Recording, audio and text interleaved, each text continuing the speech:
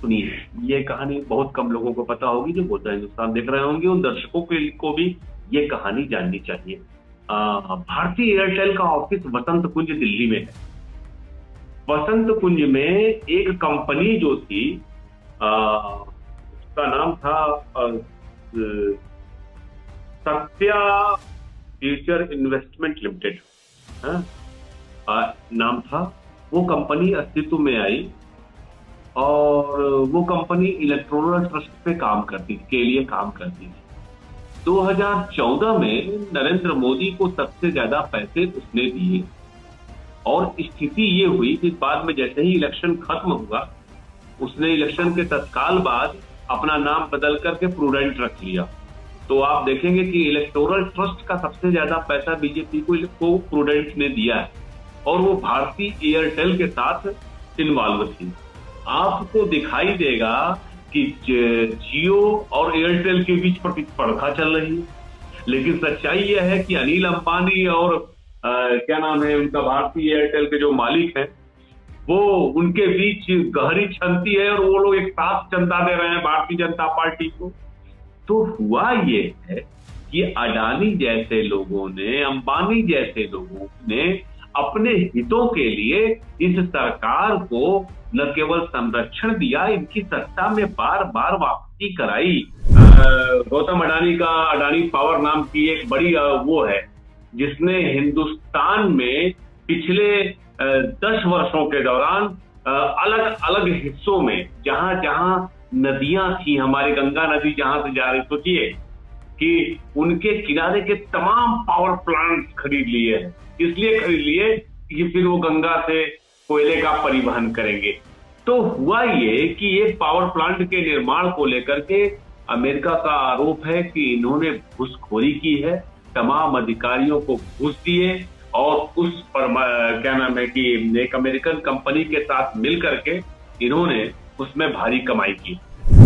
जनता, अब ये पूरा का पूरा खुलासा जो हुआ इलेक्टोरल बॉन्ड का, उसमें अभी अंबानी जी का एक कनेक्शन सामने आया है कि एक कंपनी थी जिसने 500 करोड़ का चंदा दिया था, तीसरे नंबर पे है, वो एफिलिएटेड है उनके साथ। ये अभी एक रिपोर्ट आई है। लेकिन जो स्टेट बैंक ऑफ इंडिया ने जो डिक्लेरेशन नहीं दिया सीसीआई को, जो छुपा ले गए, उसमें किसका किसकी भूमिका है कौन जानता है।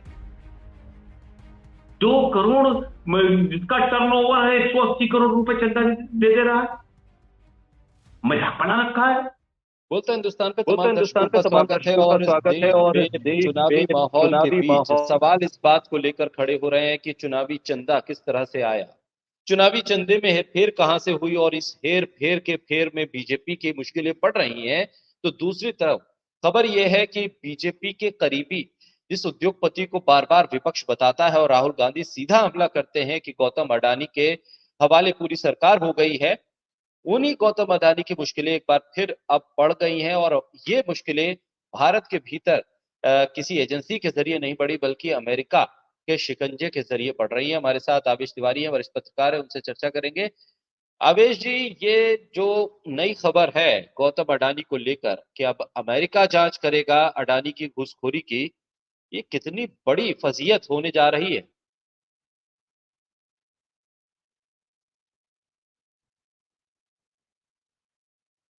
आवेश जी, आप अनम्यूट आप कीजिए अपने आप अनम्यूट को। कीजिए अपने आप को। आवाज आ रही है साहब? जी सर। यह तो सर्वविदित है कि गौतम अडानी का भारतीय जनता पार्टी के साथ और नरेंद्र मोदी के साथ किस तरह के संबंध रहे हैं और इस सरकार के को से तमाम लाभ लेने में और इस सरकार को खड़ा करने में गौतम अडानी का क्या क्या योगदान रहा है।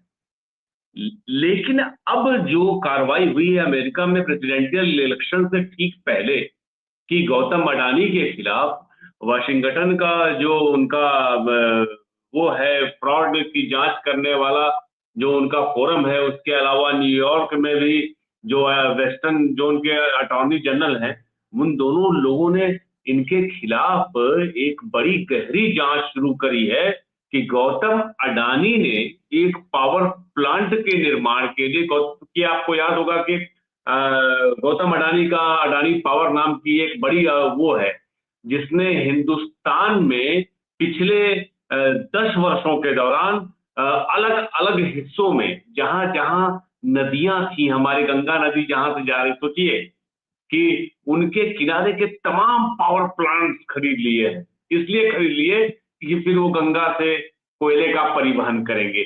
तो हुआ ये कि एक पावर प्लांट के निर्माण को लेकर के अमेरिका का आरोप है कि इन्होंने घूसखोरी की है, तमाम अधिकारियों को घूस दिए और उस पर क्या नाम है कि एक अमेरिकन कंपनी के साथ मिल करके इन्होंने उसमें भारी कमाई की।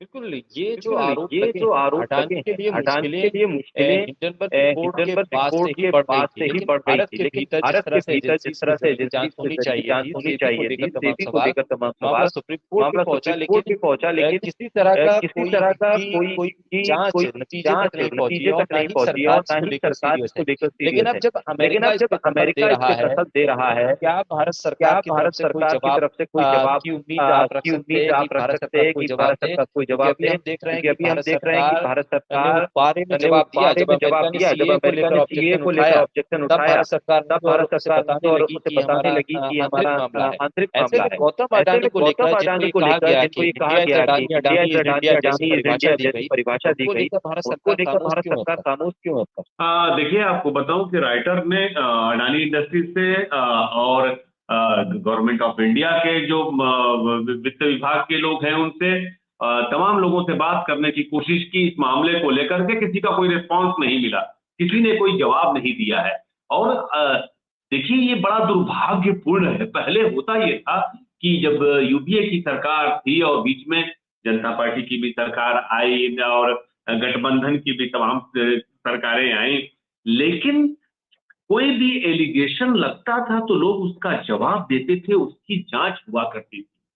लेकिन अब परिस्थितियां इतनी बदल गई है, इतनी विद्रूप हो गई है कि आप लाख आरोप लगा लीजिए, इस सरकार पे आरोप लगा लीजिए। देश का गृह मंत्री ये कह रहा है कि हमारे सांसद 303 है तो हम 6,000 करोड़ रुपया चंदा ले सकते हैं, और कह रहा है कि विपक्ष के तो 220-200 के करीब सांसद हैं, उन्होंने तो ज्यादा चंदा ले लिया। ये कोई तर्क होता है? कैसा शर्मनाक तर्क दे रहा है इस देश का गृह मंत्री। और आप सोच सकते हैं कि वो गौतम अडानी के खिलाफ कोई कार्रवाई करेगा, अंबानी के खिलाफ कोई कार्रवाई करेगा? एक देश का सोचिए कि इतनी बड़ी पार्टी, माने ये एक जुआ खिलाने वाली कंपनी थी, जिसके जिसके ऊपर तमाम एलिगेशन, जिसने सिक्किम जैसे राज्य का 3500 करोड़ रुपया डुबा दिया, उससे आप घूस ले रहे हैं, उससे आप पैसा चंदा ले रहे हैं। और बहुत साफ शब्दों में कहूंगा शाकिर भाई कि भले गौतम अडानी हो, चाहे वह तमाम 33 इंडस्ट्रीज जिनके नाम आए हैं, और भले इलेक्ट्रॉनल ट्रस्ट के तौर पे या इलेक्ट्रॉनल बॉन्ड के तौर पे जो ये पूरा खेल हुआ है, दरअसल यह पाप है, अपराध है इस देश की जनता के साथ। और मुझे कहीं से भी नहीं लगता, कौन नहीं जानता है कि गौतम अडानी बड़े पैमाने पर आर्थिक भ्रष्टाचार करके अपने भाई को, भाई मॉरिशस में बैठे भाई के साथ क्या क्या कर रहा है हिंदुस्तान में। मैंने बहुत सारी चीजें तो पब्लिक के बीच है नहीं कि जनता। अब ये पूरा का पूरा खुलासा जो हुआ इलेक्टोरल बॉन्ड का, उसमें अभी अंबानी जी का एक कनेक्शन सामने आया है कि एक कंपनी थी जिसने 500 करोड़ का चंदा दिया था, तीसरे नंबर पे है, वो एफिलिएटेड है उनके साथ। ये अभी एक रिपोर्ट आई है। लेकिन जो स्टेट बैंक ऑफ इंडिया ने जो डिक्लेरेशन नहीं दिया ईसीआई को, जो छुपा ले गए, उसमें किसका किसकी भूमिका है कौन जानता है?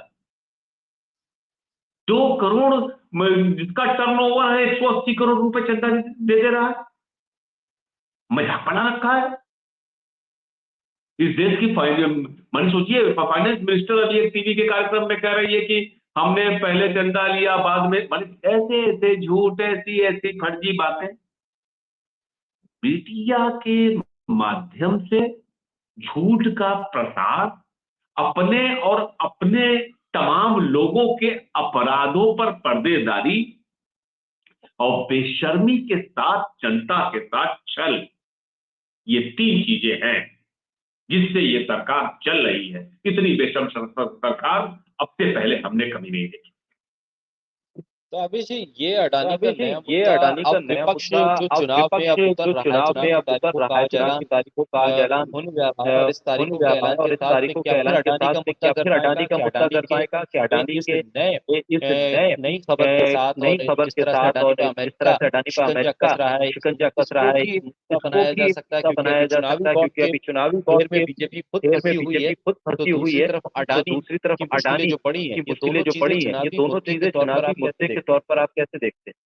देखिए, मुझे लगता है कि अभी कुछ हफ्ते 10 दिन के भीतर भीतर, अभी तो आज इलेक्शन की घोषणा होने जा रही है, और जहां तक मेरे पास सूचनाएं हैं कि अडानी को लेकर कुछ बड़ी चीजें सामने आ सकती हैं। एक ये मुद्दा तो भ्रष्टाचार का है ही।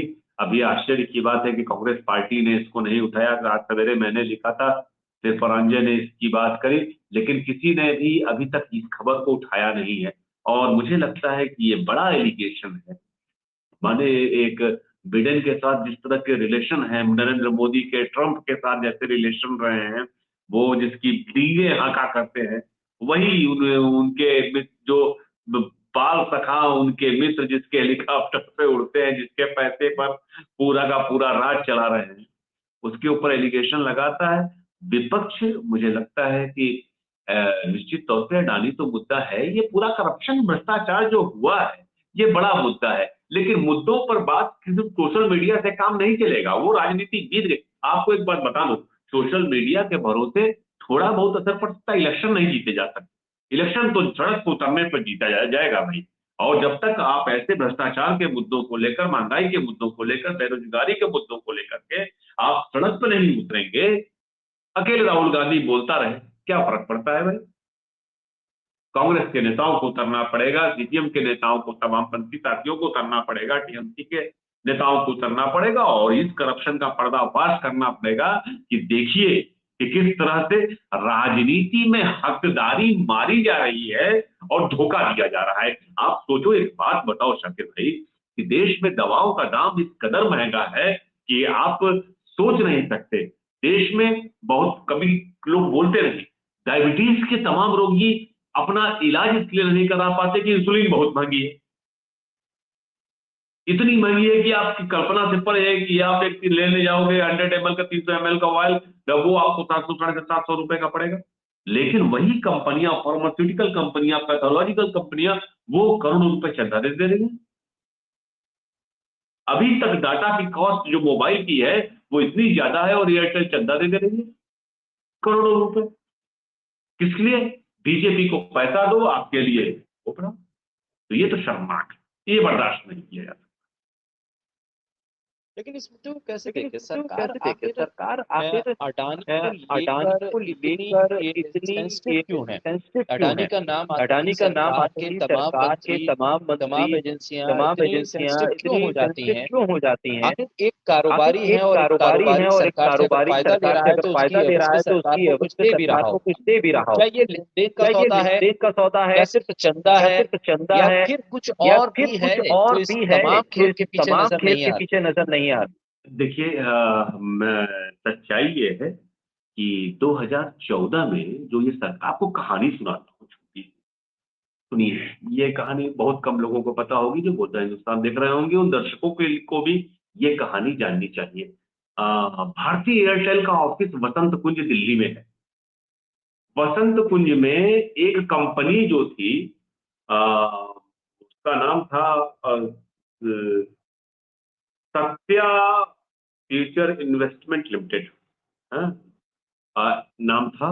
वो कंपनी अस्तित्व में आई, और वो कंपनी इलेक्टोरल ट्रस्ट पे काम करती थी, के लिए काम करती थी। 2014 में नरेंद्र मोदी को सबसे ज्यादा पैसे उसने दिए, और स्थिति ये हुई कि बाद में जैसे ही इलेक्शन खत्म हुआ, उसने इलेक्शन के तत्काल बाद अपना नाम बदल करके प्रूडेंट रख लिया। तो आप देखेंगे कि इलेक्टोरल ट्रस्ट का सबसे ज्यादा पैसा बीजेपी को प्रूडेंट ने दिया है, और वो भारतीय एयरटेल के साथ इन्वॉल्व थी। आपको दिखाई देगा कि जियो और एयरटेल के बीच प्रतिस्पर्धा चल रही है, लेकिन सच्चाई यह है कि अनिल अंबानी और क्या नाम है उनका, भारतीय एयरटेल के जो मालिक हैं, वो उनके बीच गहरी छनती है और वो लोग एक साथ चंदा दे रहे हैं भारतीय जनता पार्टी को। तो हुआ ये है कि अडानी जैसे लोगों ने, अंबानी जैसे लोगों ने अपने हितों के लिए इस सरकार को न केवल संरक्षण दिया, इनकी सत्ता में बार बार वापसी कराई। अंबानी ने 10 कदम आगे बढ़ के अपने, अब उसने तो मीडिया पर भी अधिकार जमा लिया, मुसलमानों के खिलाफ नफरत फैलाने का पूरा हथियार बना दिया न्यूज 18 को। वही काम अब अडानी कर रहा है। तो दरअसल ये जितना दिखाई देता है उतना है नहीं। ये बहुत खतरनाक ढंग से इस हिंदुस्तान को बदलने के लिए, इस हिंदुस्तान में जो धर्मांध लोग हैं उनकी सत्ता को स्थापित करने के लिए, मुसलमानों को दोयम दर्जे का नागरिक बनाने के लिए यह पूरी साजिश रची गई। और इस साजिश के हिस्सेदार अडानी भी हैं, अंबानी भी हैं। ये उद्योगपति होंगे, ये आर्थिक फायदा पहुंचाते हैं, मोदी को कोई बात नहीं थी, लेकिन ये लोग नफरत का कारोबार फैलाने के लिए पूरी तरह से जिम्मेदार। अब ये जो खबर है, अब देखिए ये जो पूरा खबर है, खेल देखिए पूरा खेल चंदा, पैसा, चंदा, कारोबार, पैसा, कारोबार कारोबार, की वजह से कारोबार सरकार की से वजह कैसे से फायदा सरकार लेना से है, कैसे इसके फायदा लेना है, हेर-फेर इसके में बहुत सी हेर-फेर में कहानियां, बहुत सी एक कहानियां, कहानी का जिक्र आपने भी कहानी किया। का जिक्र आपने भी लेकिन किया। इन तमाम चीजों के लेकिन इन तमाम बीच चीजों अब के गौतम बीच अब अडानी अगर गौतम सिर्फ इनकार करते रहे कि मेरे करते खिलाफ रहे कोई कि सबूत मेरे नहीं है और कोई ये जांच तो सबूत नहीं है और ये ऐसे ही जांच हो तो रही है और इस जांच का कोई मायने नहीं है। लेकिन अमेरिका को क्या पड़ी थी कि वो जांच करे? अमेरिका को अमेरिका लेकर को क्या सवाल लेकर नहीं क्या उठेगा कि सवाल भाई नहीं उठेगा ये कि भाई एक एक एक्सक्यूज मिल जाएगा कि एक्सक्यूज मिल अमेरिका जाएगा कि हमारे अमेरिका निजी मामलों में हमारे दखल दे निजी रहा मामलों है, में ये दखल भारत दे रहा की है, ये भारत की स्वायत्तता या भारत से जुड़े स्वायत्तता हुए या भारत से कारोबारियों जुड़े को हुए कारोबारियों कमजोर को करने की कोशिश कमजोर है। करने की कोशिश है। देखिए, एक बात बताऊं कि अमेरिका की बात तो बहुत दूर होती है।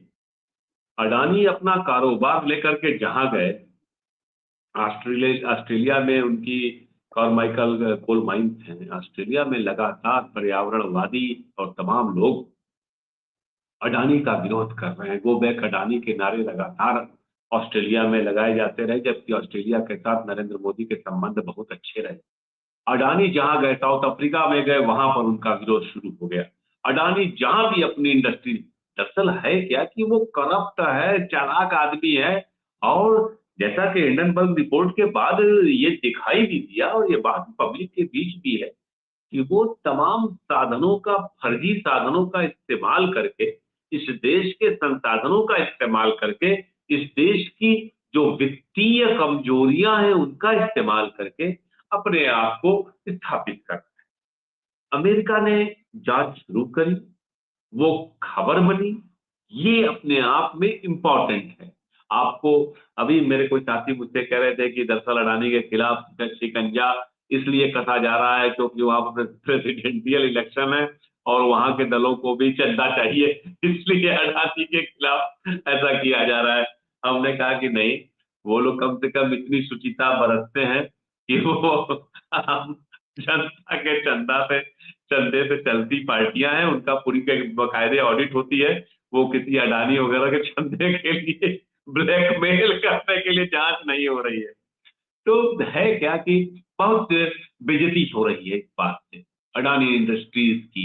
ऑस्ट्रेलिया के मामले में चूंकि पूरा पर्यावरण संकट में था, जिस तरह से उन्होंने वहां की के पूर्व प्रधानमंत्री से मिलकर के जो माइनिंग के ठेके हासिल किए थे, वो एक बड़े जंगल को तबाह कर रहे थे, उस पर सवाल खड़े हुए थे। लेकिन इस बार तो एलिगेशन एकदम उलट है। इस बार तो बात यह है कि आप पैसा देते हैं, ठेका लेते हैं। भाई, कोई भी सरकार कैसे बर्दाश्त करेगी, ये बताओ आप। कि आप पैसा दो, वो प्रमाणित हो लगभग है। सवाल पूछे जा रहे हैं, अडानी की पेशी हो सकती है, गिरफ्तारी हो सकती है, उनको रेड कॉर्नर नोटिस जारी हो सकता है, उनके पासपोर्ट वीजा पर अमेरिका पे पाबंदी लग सकती है, उनके भाई संकट में आ सकते हैं जो विदेश में रह करके इंडिया में आ नहीं रहे और मोदी जी खामोश हैं। मोदी जी कुछ, आप एक तो चीज गौर कर रहे हैं, जब से ये बॉन्ड वाला खुलासा हुआ है तब से ऐसी खामोशी पसरी हुई है भारतीय जनता पार्टी में, आश्चर्यजनक चुप्पी है। ऐसी चुप्पी तो हमने देखी नहीं थी। एकदम सब के सब चुप है। और तेज बोलने से, आवाज ऊंची करके बोलने से आप सही थोड़ी ना साबित हो जाते हो। अमित शाह की भाषा देखिए, जैसा कल वो आज तक के कार्यक्रम में बोल रहे हैं। और सबसे बड़ी बात सर शाकिर भाई, एक सवाल आपने पूछा नहीं लेकिन मैं बोलना जरूर चाहूंगा। मुझे बड़ा दुख होता है जो मेरे हम पेशेवर लोग हैं, इस देश की मीडिया को देखिए, इतने बड़े घोटाले, इतने बड़े घोटाला छोड़िए, घोटाला तो मैं मानता भी पाप मानता हूँ, इतने बड़े पाप पर खामोश है। बिना रीढ़ के लोगों का देश हो गया है, बिना रीढ़ के पत्रकारों का देश हो गया है। माने शर्म आती है। इनमें से तमाम चैनलों में बड़े पत्रकार जो मेरे मित्र हैं, मेरे साथी हैं, मेरे साथ कभी कभी बैठते भी हैं, लेकिन मैं अब लगता है कि कितना मैं ठगा गया। ये मेरे हम पेशेवर हैं, इतने बड़े अपराध को छुपा ले गए। अब देखिए अखबारों की हेडिंग देखिए, दे आर जर्नलिस्ट। अडानी को लेकर के एक खबर हिंदुस्तान के किसी अखबार में नहीं है, बाहर की एजेंसी खबर कर रही है। क्या कल रात को जो ट्रैक आया था उस पर ये खबर नहीं थी? बिल्कुल नहीं होगी। किसी ने एक सिंगल कॉलम कोट नहीं किया है, सिर्फ सोशल मीडिया पर, वो भी हमने देखा पढ़ा डाल दिया है, तो कोई लगाता भी नहीं उस खबर को, उस खबर की चर्चा ही नहीं करता। They are criminal. बहुत दुर्भाग्यपूर्ण है। बहुत शुक्रिया अविश जी, बहुत बोलता शुक्रिया अविश हिंदुस्तान जी, को वक्त बोलता देने के लिए, हिंदुस्तान को इतने वक्त देने के लिए, महत्वपूर्ण इतने मुद्दे पर महत्वपूर्ण अपनी मुद्दे पर बेबाक राय और बेबाक विश्लेषण राय और विश्लेषण जनता के साथ साझा करने के लिए बहुत साझा शुक्रिया। करने के लिए बहुत शुक्रिया। नमस्कार।